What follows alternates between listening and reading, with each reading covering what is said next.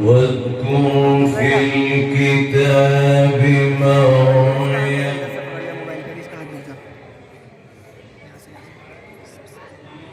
إذ انتبذت من أهلها مكانا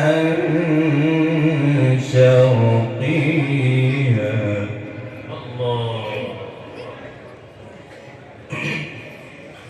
فاتخذت من دونهم حجابا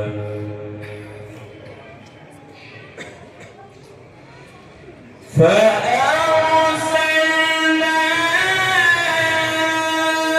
إليك روحنا فتمثل لك بشرا سويا قالت إني أعوذ بالرحمن منك إن كنت تقيا. الله ما شاء الله حياك الله أحسن.